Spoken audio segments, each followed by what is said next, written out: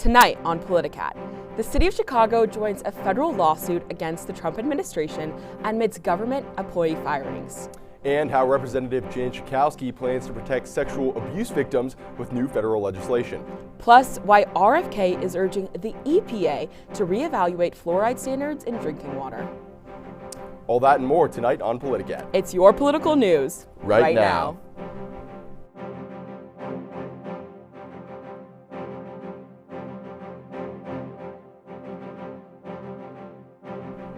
Thank you for joining us for the first and last Politicat of the quarter. I'm Lance Wilhelm. And I'm Ellie Skelly. Let's get to today's top headlines. After just 2 days and 4 rounds of voting, white smoke poured out of the Sistine Chapel. Cardinal Robert Prevost, born in the Chicago south suburb of Dolton, was elected the 267th Pope, and the first one ever from the United States. He has taken the name of Pope Leo XIV. Politicat's Nora DeCruz is in the studio to fill us in more about the new pontiff. Now, Nora, you can tell us about what the Catholic Church, Chicago's own, is now leading the Catholic Church. Thanks, Ellie. Pope Leo's selection defied a widely held assumption that an American would likely never be pope. But now, an American and Chicagoan leads the world's 1.4 billion Catholics for the first time.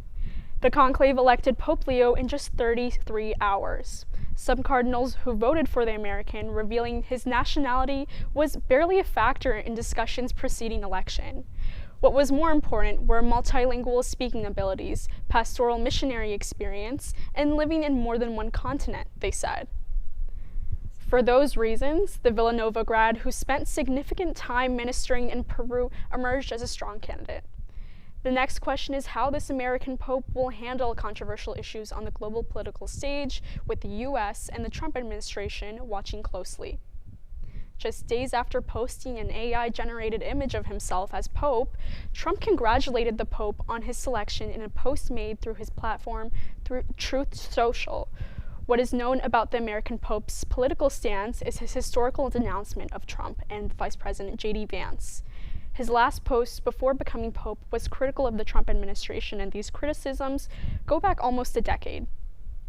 In 2017, he reposted Sister Helen Prejean's stance that she stands with, quote, the dreamers and all people who are working toward an immigration system that is fair, just, and moral. Many other issues currently divide the church the Pope leads, and they include capital punishment, abortion, and relationship to the LGBTQ+ community. As cardinal, he wrote about the capital punishment, saying in 2014 it's, quote, time to end the death penalty, unquote. His stances on other topics are unknown as he begins his papacy, but during his first Sunday Mass as pontiff, Pope Leo called for a ceasefire in Gaza and peace in Ukraine. Ellie, back to you at the desk.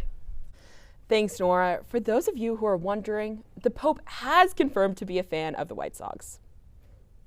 Illinois Governor J.B. Pritzker has been a vocal critic of the Trump administration since the president returned to office, leading to speculation the governor is positioning himself for a 2028 presidential run. NNN's Zoe Singer has more on some other factors that might hint towards a 2028 campaign. Since Trump returned to office, Pritzker has kept a high profile with a slew of media and rally appearances. Many speculate there are signs he could be preparing for a 2028 presidential campaign. He's certainly acting like he wants to boost his national image, but he hasn't, acted in a way consistent with the kind of rhetoric that he's spouting to the nation. Some say Pritzker's inaction on certain campaign talking points is a sign he's playing it safe politically as he gears up for a presidential campaign. Since 2022, the governor has been slow to sign off on clemency applications that shorten individual prison sentences. There's been a buildup of successful clemency petitions that have been approved by the Prisoner Review Board that are on his desk awaiting his signature. Once it became clear that he wasn't going to be a presidential candidate for 2024, there was the hope, even the expectation, that he would pick that pen back up. That hasn't happened. I lean towards him going to run because he's not acting on the very things that he said he would do when he got in office. Pritzker campaigned for mass incarceration reform in both his 2018 and 2022 elections for governor. Politicians are very concerned with their image, and they think that appearing soft is really bad. And for some incarcerated individuals, clemency is their last hope. Many people have been locked up decades, and to leave people in years and years of waiting for a decision, I think is both cruel and inhumane. Much remains to be seen as clemency applications pile on Pritzker's desk and the governor likely continues his public appearances. In Evanston, Zoe Singer, Northwestern News Network. Thanks, Zoe. Pritzker is eligible to run for a third term for governor in 2026, but he says he is yet to decide if he will seek re-election. On April 29th, the city of Chicago joined the lawsuit challenging the Trump administration's mass firing of federal employees. NNN's Victoria Ryan is here in the studio to break it down. Now, Victoria, what is this lawsuit attempting to challenge? Yeah, Ellie, so the lawsuit is looking to challenge one of Trump's executive actions that orders federal agencies to conduct mass firings and restructure their organizations. The lawsuit is saying that the president does not have the authority to do this without congressional approval. Chicago joined cities like San Francisco and Baltimore, as well as union groups and nonprofit organizations such as the American Federation for Government Employees and the Natural Resource Defense Council. And I think it's easy to see the impact that these mass layoffs have federally, but how exactly has Chicago been impacted by the layoffs? Yeah, so over 48,000 federal employees call Chicago home, so these cuts will have significant impacts on the lives of many Chicagoans. The statement lists critical organizations that may be impacted, such as the National Weather Service, FEMA, the EPA, and the Department of Health and Human Services. The statement also says that critical operations may be cut, such as the ability to prevent the spread of infectious disease and safely plan large-scale events such as Lollapalooza. Well, thank you, Victoria, and stay tuned for any updates in our upcoming Chicago show. Coming up, we bring you the latest on the renewed debate over fluoride in drinking water.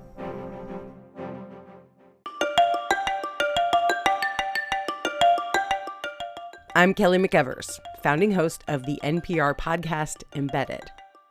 I'm James Edwards, host of the Unresolved podcast from Frontline.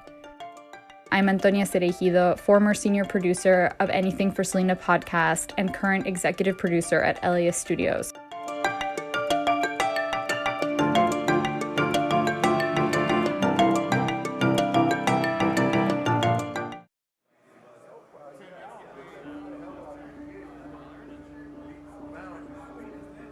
My narrative, since I've been locked up and kind of made my transition, has been like redemption, accountability.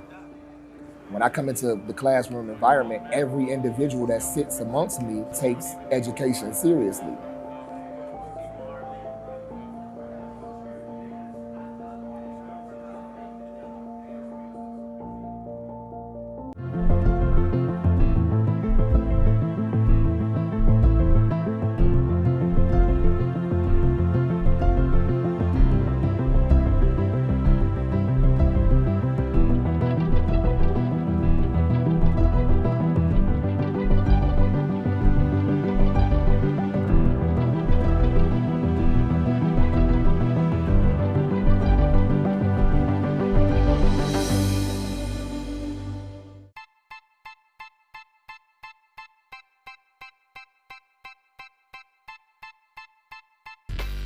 My relationship with Giannis is unique. We're from the same country, we're from the same city.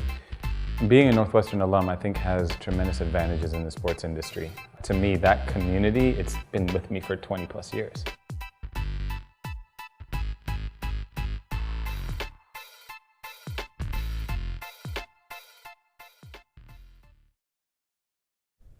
Welcome back. Is the water in your drinking water helping your teeth or hurting your health? A decades-old debate over fluoride is bubbling back to the surface. NNN's Mila Branson takes a closer look at why this common additive is sparking fresh controversy and what it could mean for communities across the country.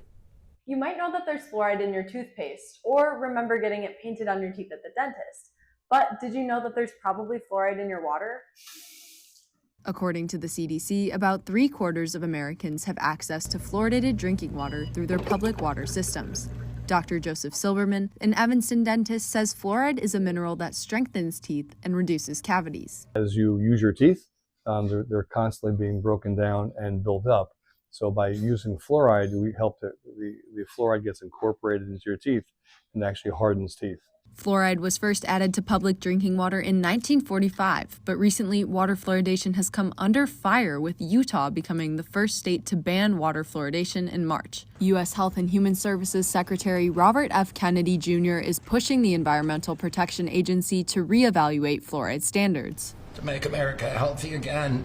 A recent review by the National Toxicology Program found that, quote, higher levels of fluoride exposure, such as drinking water containing more than 1.5 milligrams of fluoride per liter, are associated with lower IQ in children. The analysis did not determine if the low level of 0.7 milligrams per liter, the level currently recommended by the U.S. Public Health Service, had a negative effect on IQ. But Associate Dean for the Division of Prevention and Public Health Sciences at the University of Illinois Chicago, Dr. Scott Tomar, who is a member of the National Fluoride Advisory Committee from the American Dental Association, says these results should be taken lightly. Tomar says 75% of the studies included in the review were at a high risk of bias. As an epidemiologist and a dentist, I put almost no stock in most of that. Dr. Stephen Levy, a professor at the University of Iowa who is also a member of the National Fluoride Advisory Committee, says the NTP review has received inappropriate publicity. In the presence of uncertainty, people decide,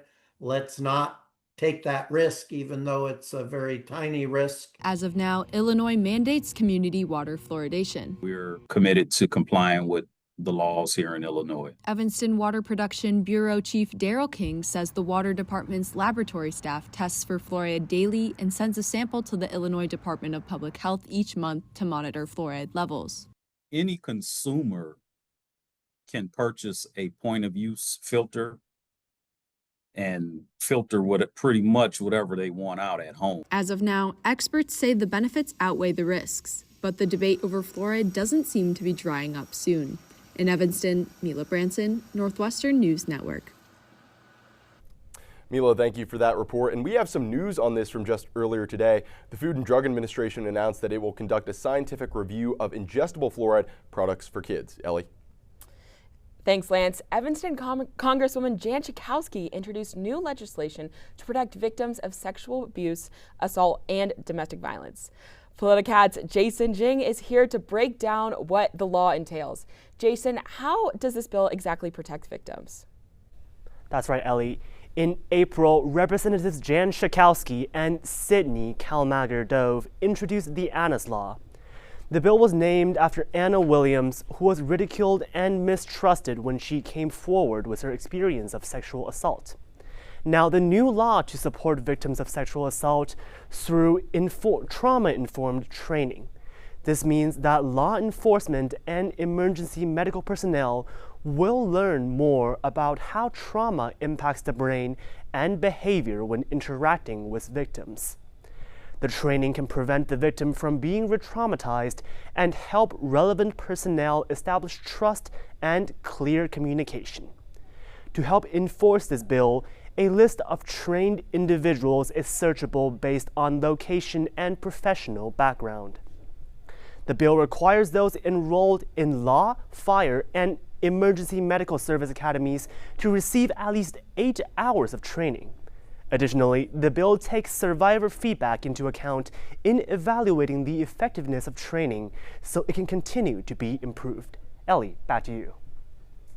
Jason, thank you for that breakdown. As everyone knows in the U.S., there have been quite a few changes implemented under Trump's second term, and we definitely felt some of those changes here at Northwestern. Now, here to join us to discuss some of those changes are Gabe Baer, Treasurer for NU College Republicans, and Aditi Adve, Programming Director for NU College Democrats.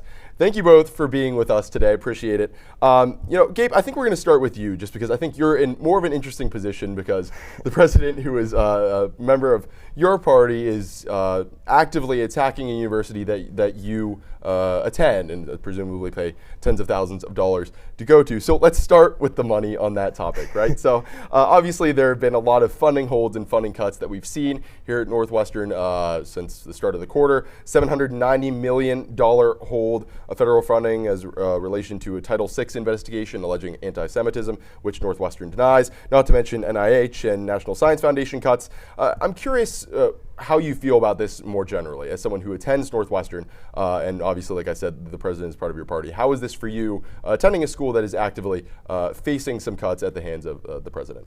Thanks, Lance. I think the biggest issue with this investigation isn't just to withhold all of funding. It's really just to try to determine where the funding is going to. And I hope that's what the administration is actually trying to accomplish here. I think there's many cases of funding going, for example, to abortion or to research into transgender surgeries, which are unpopular with the vast majority of the electorate.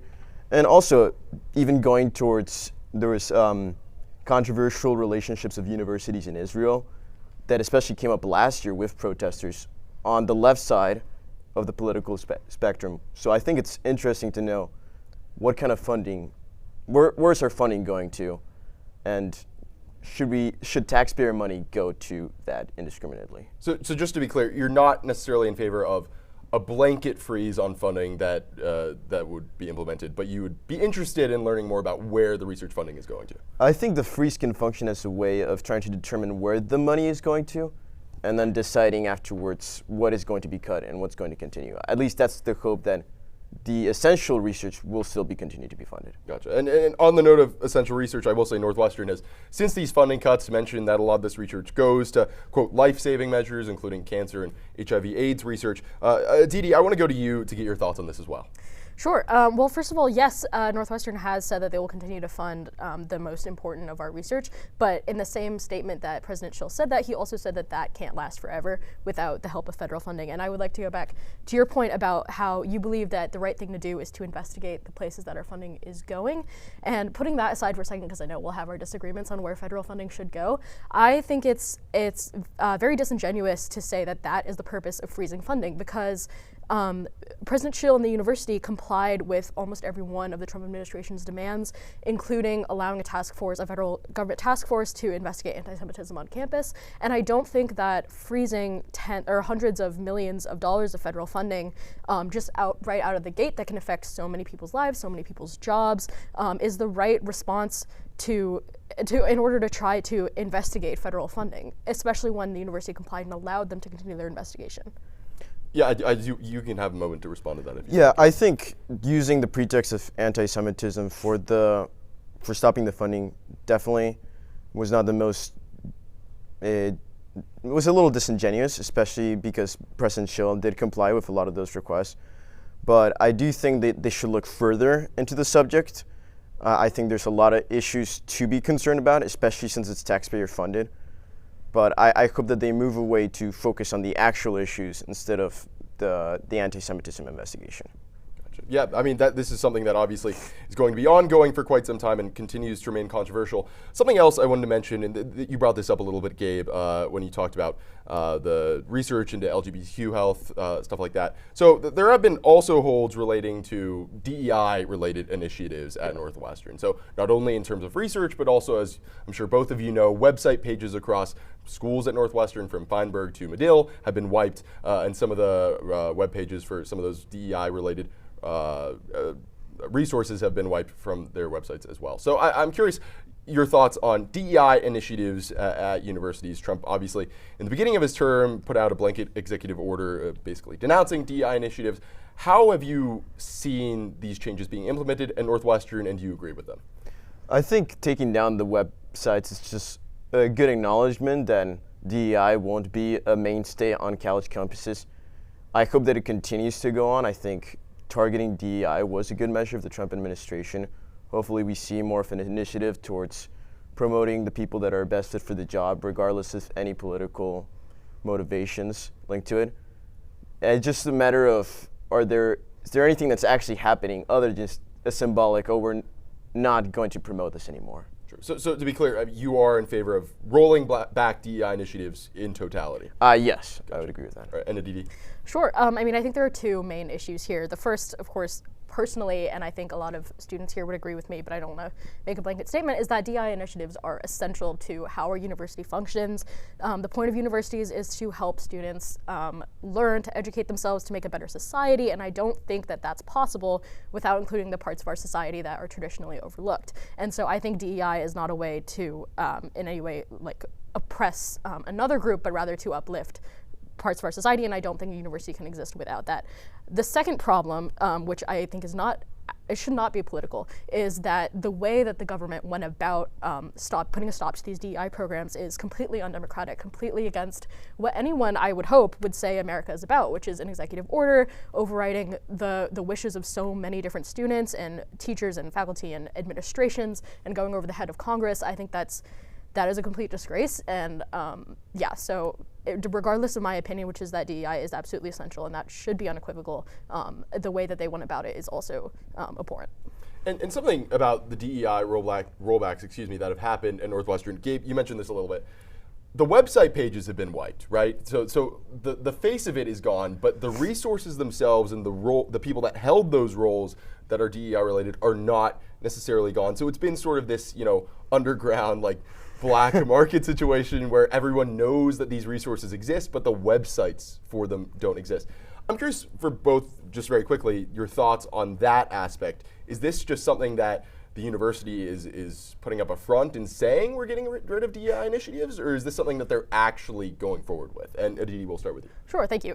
Well, look, I think it's wonderful that those programs are existing if under another name. That's, the best we can do in the situation, except for I think that taking down those names, even if it is under the guise of saying we're going to comply because we don't want to lose our funding, I still think that is taking an action, and it's taking an action in the wrong direction, because saying that we'll stand by our values and then also removing those values, so to speak, from our websites is sending two completely different messages to our community, and I think that's important. That said, at the bare minimum, it's great that we're still running those programs. That's what I would say.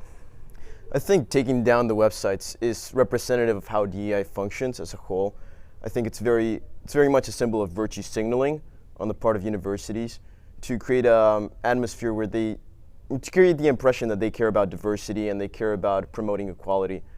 But it doesn't really do much to alleviate actual inequalities in our society or to help the efficiency of the university. And taking down those websites, it's really just another example that all of this is just a facade. Right, okay. Well, thank you both for your thoughts on that. And really quick, I want to get your thoughts on this last thing. This is much less controversial.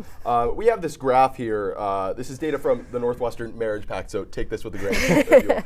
But the growing gender divide when it comes to the political spectrum, something that's been talked about a lot this election cycle and something that continues here. And this is something that we're seeing at Northwestern as well. So it's a little small there, so I'll just tell you. The difference between the amount of liberal and conservative men at Northwestern is 53%.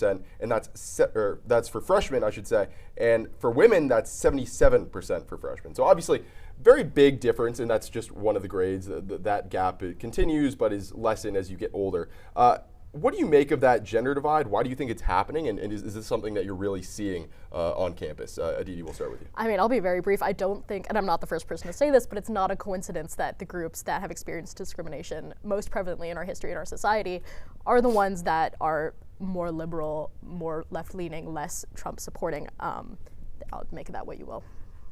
I think it definitely makes a lot of sense that this is happening. I think we've seen, as you just mentioned, a rise between young men turning towards right-wing politics. And I'm not surprised that the same happens here at Northwestern. I think, if anything, it's probably going to continue and exacerbate over time. As liberalism became the status quo, more and more people are going to turn against it, and the pendulum is going to swing back again. All right. Well, thank you very much, both of you, for joining us. Hopefully we'll have you back in the studio sometime. This was great. Well, after the break, find out why 33 counties in southern Illinois are thinking of seceding. We'll be right back.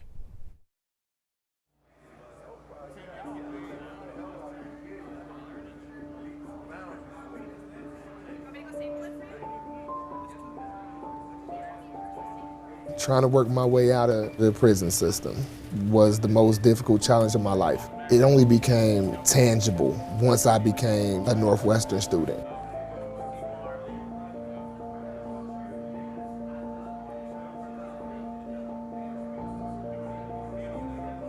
1, 2, 3, 4.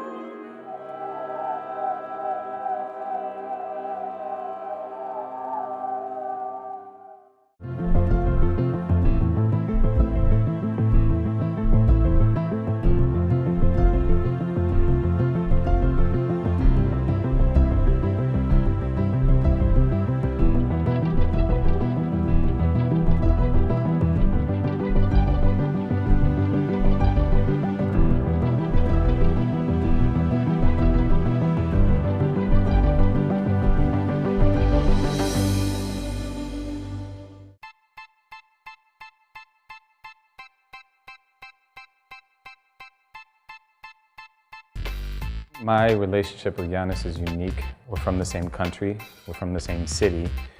Being a Northwestern alum, I think, has tremendous advantages in the sports industry. To me, that community, it's been with me for 20 plus years.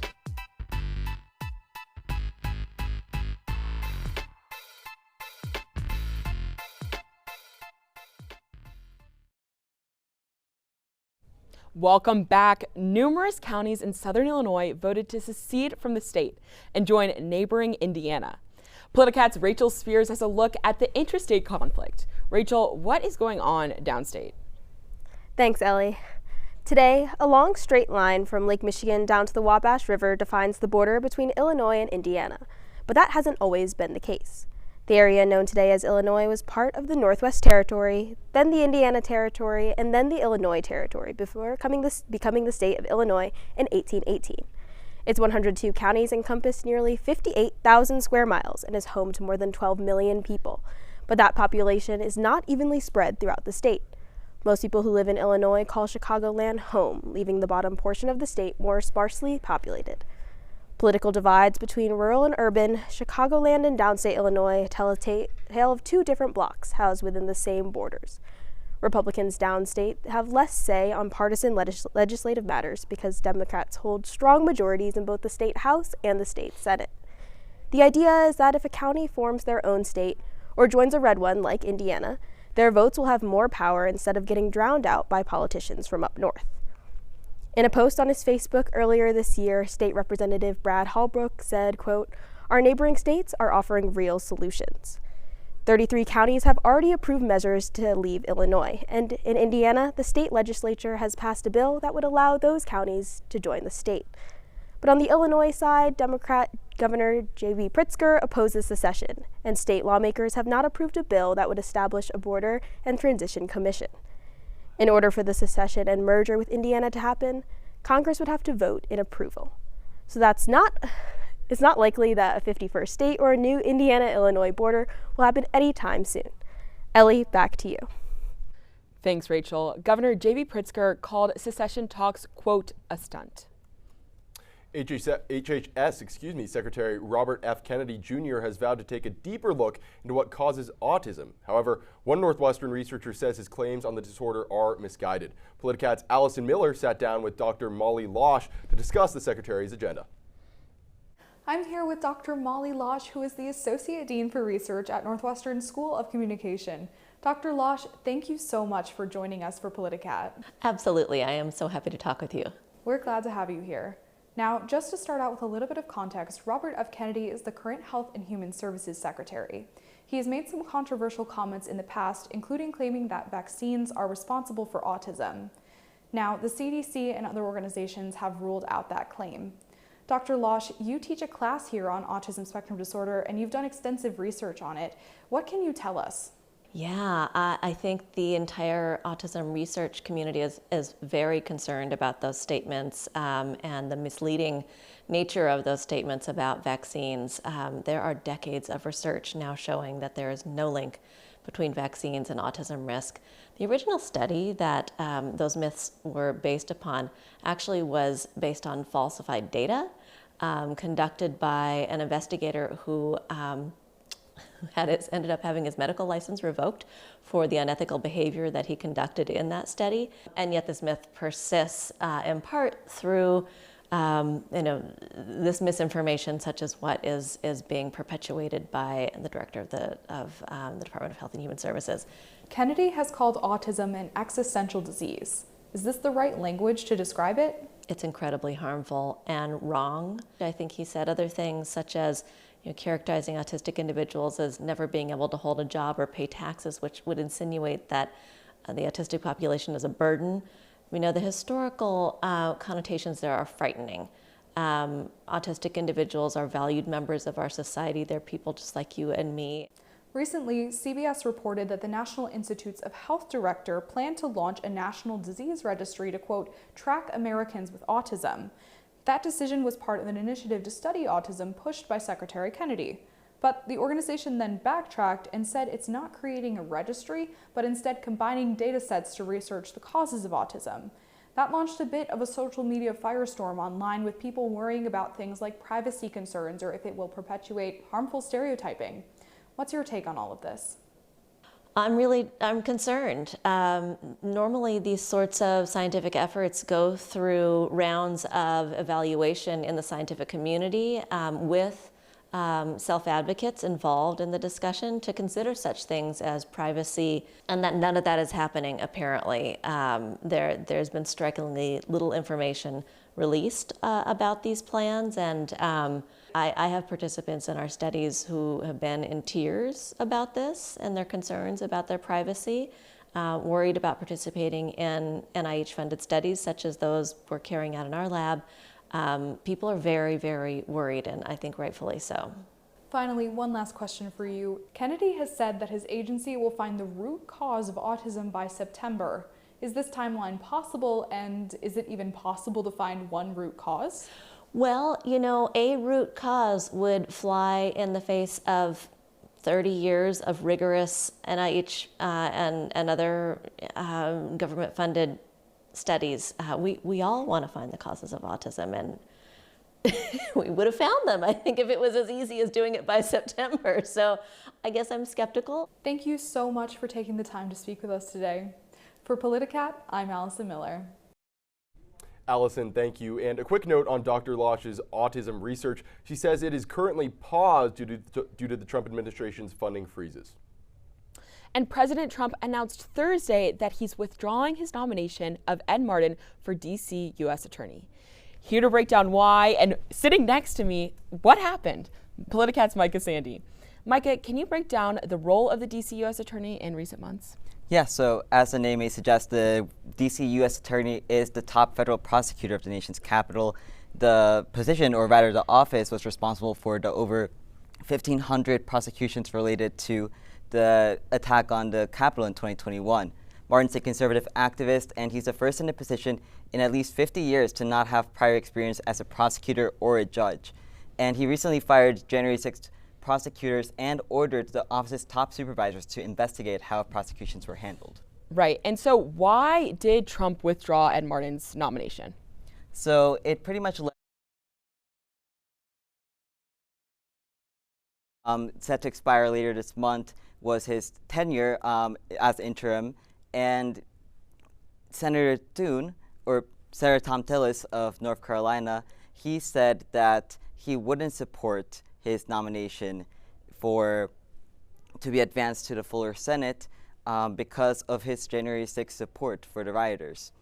So that support extended, conservative support extended among the senators, and it was because of that they were concerned that it wouldn't advance. And who will fill that role? Who will fill the role that Martin has now left or vacated? Yes, so Donald Trump has named Fox News host Jeanine Pirro as his replacement interim, and Pirro is a former judge and district attorney for New York's Westchester County. She has close ties with Trump, and she has repeated claims of voter fraud in the 2020 election during her time with Fox. And Trump also pardoned Pirro's husband, who was convicted of tax evasion and conspiracy, at the end of his first presidential term. As for Ed Martin, he will still have a role, or three, under the Trump administration. He announced on Truth Social later, after pulling the nomination, that Martin will, quote, be moving to the Department of Justice as the new director of the Weaponization Working Group, Associate Deputy Attorney General, and Pardon Attorney.